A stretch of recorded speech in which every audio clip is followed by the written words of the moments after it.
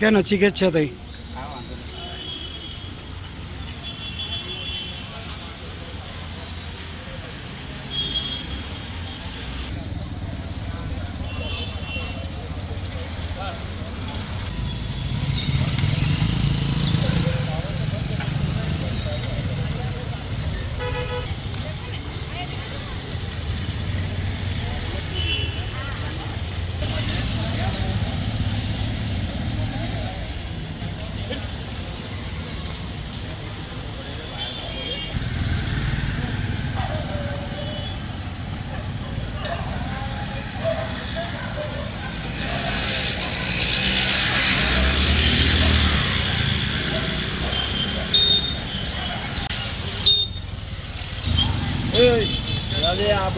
બધું હલે છે રહ્યા ને।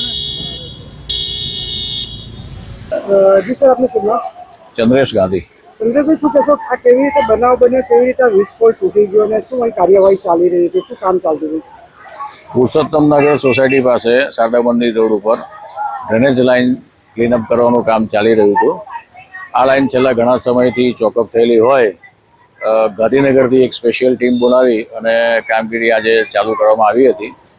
એ દરમિયાન જેટિંગ મશીનનો પ્રેશર પાઇપ અને જેટ બંને હાથમાંથી પ્રેશરના કારણે છટકી જતા એ પાઇપ બાજુ નજીકમાં આવેલા ઇલેક્ટ્રિક વીજપોલમાં વીંટળાઈ ગયો હતો અને તેને કારણે આ ઘટના બની છે। કોઈ જાનહાનિ કે એવું કંઈ થયું? કોઈ જ જાનહાનિ થઈ નથી। તરત જ ઇલેક્ટ્રિક પાવર બંધ કરી દેવામાં આવેલો છે અને હવે એની આગળની થાંભલો સરખો કરવાની અને પાવર કન્ટિન્યુ કરવા માટેની પ્રોસિજર ચાલી રહી છે। કેટલા દિવસથી આ જે ડ્રેનેજ લાઇનનું કામ ચાલી રહ્યું છે અને ખાસ ક્યાંથી આ ટીમ બોલાવવામાં આવી? આ લાઇન છેલ્લા ઘણા સમયથી ચોકઅપ છે એટલે નગરપાલિકા દ્વારા પાછળના વિસ્તારોમાં ગટર ન ઉભરાય તે માટે પંપો મૂકી અને પાણીનો નિકાલ કરવામાં આવતો હતો, પરંતુ ચોમાસાની સિઝન શરૂ થવામાં હોય અને ભારે વરસાદની આગાહી હોય એ ધ્યાને લઈને નગરપાલિકા દ્વારા ગાંધીનગર ખાતે રજૂઆત કરી અને આ કામની સ્પેશિયલાઇઝ ટીમને બોલાવવામાં આવી હતી। એ આજરોજ સવારથી એ લોકો આવી ગયા હતા અને હમણાં 3-4 વાગ્યાની આજુબાજુ એ લોકોએ કામ ચાલુ કર્યું હતું અને લગભગ અડધો કલાક પહેલાં આ ઘટના બની।